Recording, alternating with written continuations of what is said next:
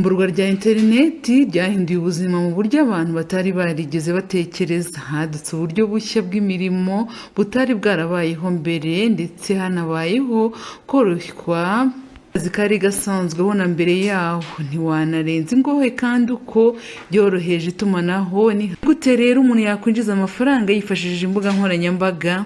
Ubu hari uburyo bwinshi abantu bakwinjizamo amafaranga ku mbuga nkoranyambaga kandi bagakuramo agatubutse. Benshi bakeka yuko atari imbuga nkoranyambaga nyinshi zihemba, ariko imbuga nkoranyambaga zose zaba zizwi zaba izamamaye cyane zikorerwaho amafaranga mu buryo bumwe cyangwa ubundi. Ingero ni nka YouTube, Facebook, Twitter, Instagram na Snapchat zamamaye mu Rwanda. Reka duhere kuri urubuga rwa TikTok. Ni rumwe mu mbuga nkoranyambaga utashidikanyaho ko rukunzwe cyane muri iyi minsi, aho benshi bahamya yuko rwihuta cyane mu gutuma abantu bamenyekana ndetse n'ibikorwa byabo bikagera kuri benshi mu gihe gitoya. Gusa nubwo usanga abantu benshi bakoresha uru rubuga, cyane cyane mu gihugu cyacu, abantu bakoresha binjiza amafaranga usanga bakiri bake cyane. Iyi ikaba ari nayo mpamvu nabateguriye inkuru kugira ngo nawe niba uri umwe mu bakoresha uru rubuga kandi wifuza kuba yatangira kurwinjizaho amafaranga, utangire kubikora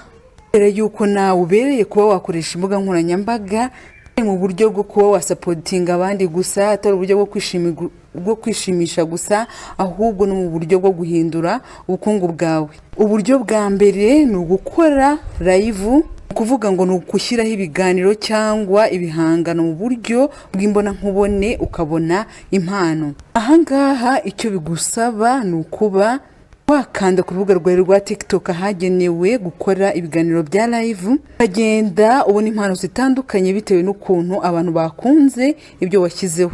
Ikindi bigusaba ni uko wagomba kuba wujuje imyaka 18. Ikindi kandi ni uko ukwiye kuba ufite abantu byibuze 1000 bagukurikira.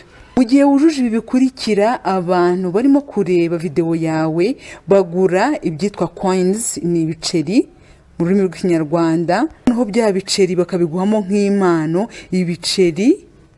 Ibi biceri TikTok ikabihinduramo amafaranga afatika. Ahangaha niba ufite abantu bagukurikira cyane uri gukora live kandi bishimiye ibintu uri gukora, ushobora rwose kwinjiza amafaranga menshi cyane, kubera yuko umuntu umwe ashobora kugura coin nyinshi, akagura ibyo bikoroto byinshi, ubundi ugasanga rwose winjije amafaranga menshi. Ubundi buryo bwa kabiri ni ukureba video za YouTube ukoresheje ayandi ma-app.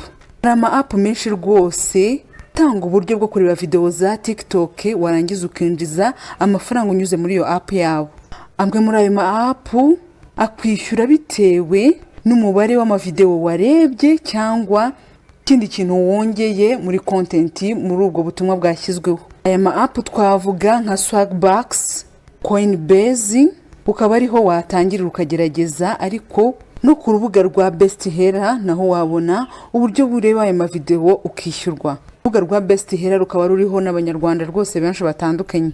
Kuri izi mbuga rero ntago rwose wakwinjiza amafaranga menshi, ariko nta mafaranga yagira ikintu yongera ku mufuka wawe. Uburyo bwa gatatu ni ukwandika usaba kwinjira muri TikTok Creator Fund.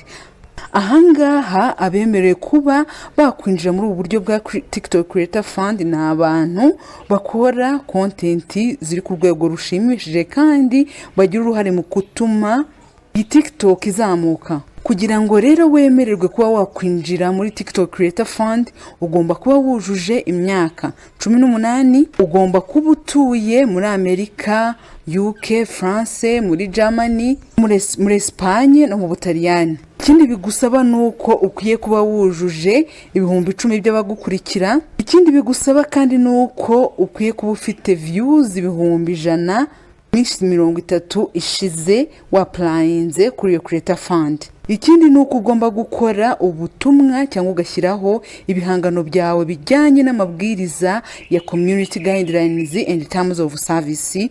Ahangaha akaba ari amabwiriza agenga imikorere y'iyo Creator Fund ya TikTok.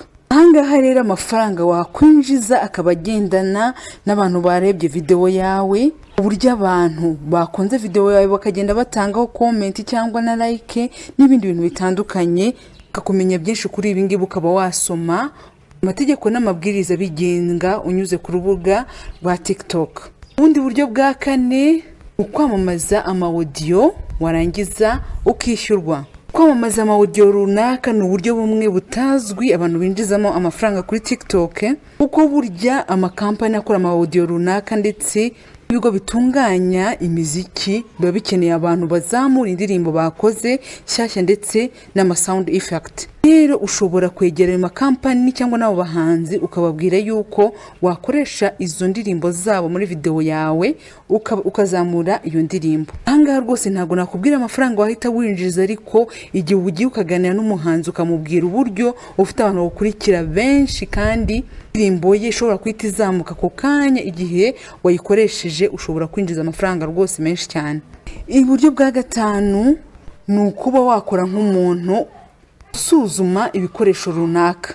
Ushobora kuba waramaze gushyira ibikorwa byawe kuri TikTok, ariko ntabwo bikwiye kurangirira hano gusa, ahubwo wavugana n'ayandi makampani ukajya wishyurwa uvuga uburyo wabonye ibikoresho byabo, niba ari byiza, niba ari ibintu wakangurira abandi bakiriya kugura. Rero niba igikoresho runaka cyangwa produit yo kuvugaho ari ijyanye n'abantu bagukurikira, byanze bikunze ntabwo uzabura kwinjiza amafaranga, kuko ntabwo hazaburamo abantu bagura cya gikoresho. Uburyo bwa gatandatu ni ukwinjira mu buryo bwa TikTok rewards. Ibingibi bikaba ari ibihembo bitangwa na TikTok. TikTok rero ifite uburyo abantu basangira linki z'amavideo ya TikTok, ugahamagarira abantu kuza kuyareba. Ukubahamagaye rero abantu binjiye banyuze kuri ya linki, ukagenda winjiza amafaranga. Ahangaha rero kohereza linki za TikTok ushobora kuba wakwinjiza amanota 1000 ukinjiza amadolari 5, wakwinjiza wenda points 3000 ukinjiza amadolari 15 y'impano. Ubundi buryo bwa karindwi ni ukwinjiza amafaranga binyuze mu kuba wahuza urubuga rwawe rwa TikTok n'ubundi kandi hantu kuri internet ushyira ibicuruzwa byawe, abantu bakajya bareba video zawe bakabona link bajyana kuri bya bicuruzwa byawe babigura, ukinjiza amafaranga. Ni ukuvuga ngo nko kuri TikTok uvuga muri makeya ibicuruzwa byawe ufite, nangize ukababwira bati niba ushaka birenze kuri ibi nkubwiye wanyura kuri iyi link ukinjira wenda kuri website yanjye ugasangaho ibindi birambuye. Uburyo bwa munani ni ukuba waterwa inkunga. Hari amakampani rwose abakeneye abantu bafite ababakurikira, abo bita ugarikijyana ku mbuga nkoranyambaga. Nahanga kuri TikTok niba ufite abantu benshi bagukurikira ubaye uvuga rikijyana cyangwa influencer, ahangaha rero aya makampani akaba yakwegera kugira ngo uyamamarize ibikorwa byabo mu buryo bwo kuba brand ambassador.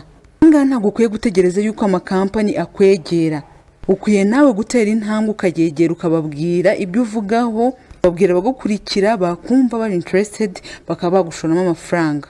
Ahangaho mu gihe uvuze ku bikorwa byamamaza ushobora kuba wakwinjiza amadolari guhera ku 100 kugeza ku madolari 1000 bitewe n'iminota wavuze, bitewe n'uburyo mwagiye mwumvikana. Ubundi buryo bwa 9 ni ukuba wakorana n'ayandi companies ubundi ukajya wamamaza ibikorwa byabo. Ni ukuvuga ngo hari website zicuruza ibintu runaka, uburyo bwa affiliate marketing, ubundi ukajya wamamaza ibikorwa byabo ku rubuga rwawe.